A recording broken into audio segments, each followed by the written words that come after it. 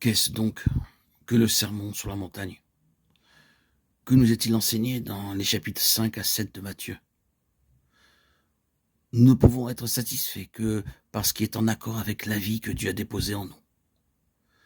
Le sermon sur la montagne ne nous déclare pas: pourvu que vous fassiez tout ce qui est juste, tout ira bien. L'homme dira: si quelqu'un me frappe sur une joue, pourquoi dois-je lui présenter l'autre?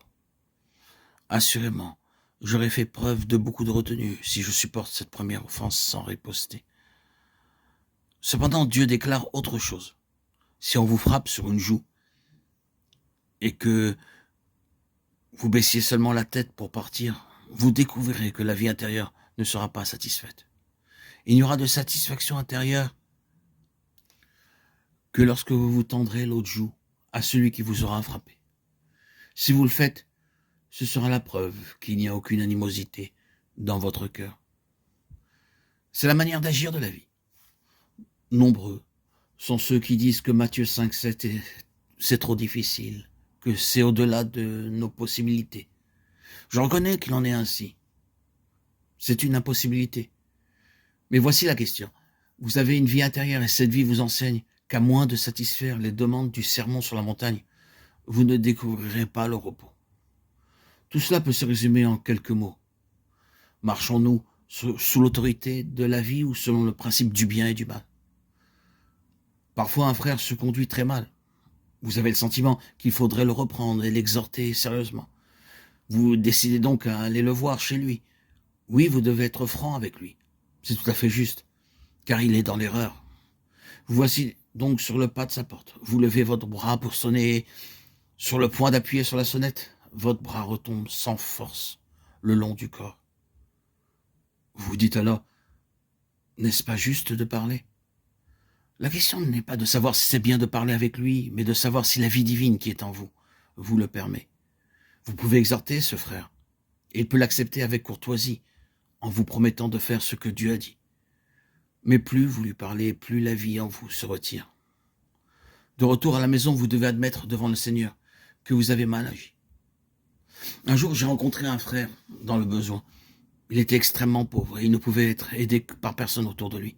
Alors j'ai pensé: je dois certainement faire quelque chose pour lui. À ce moment-là, je l'avais moi-même, rien en abondance, et c'est en faisant des sacrifices que je me suis décidé à l'aider. J'aurais dû être rempli de joie quand je suis parti avec cet argent qui m'était nécessaire, mais c'est le contraire qui s'est produit. Je me suis senti sans vie. Et une voix m'a dit dans mon cœur: tu ne marches pas selon la vie, tu fais selon cela, sur la base de la bonté naturelle, et tu réponds à un besoin humain. Dieu ne vous a-t-il jamais dit cela à vous? Lorsque je suis arrivé à la maison, j'ai dû confesser mon péché et demander son pardon. Frères et sœurs, permettez-moi de redire que toute notre conduite doit être déterminée non par le bien et le mal, mais par la vie intérieure. Si vous agissez en dehors des attentes de cette vie, même si ce que vous faites est bon, vous ferez face à la désapprobation divine. Nous devons faire la différence entre la vie et la mort. Si ce que je fais sape ma vie intérieure, même si l'action peut être qualifiée de bonne, je dois reconnaître mon péché devant Dieu et chercher son pardon. Dans 1 Corinthiens 4,4, Paul dit: car je ne me sens coupable de rien, mais ce n'est pas pour cela que je suis justifié. Celui qui me juge, c'est le Seigneur. Il est facile de faire la distinction entre le bien et le mal, mais Paul ne fut pas gouverné par ce principe. Même quand il n'avait pas conscience d'avoir mal agi, il n'osait pas affirmer qu'il était sans reproche. Il reconnaissait que le Seigneur était son juge. Un jour, nous comparaîtrons devant le tribunal de Christ pour être jugés.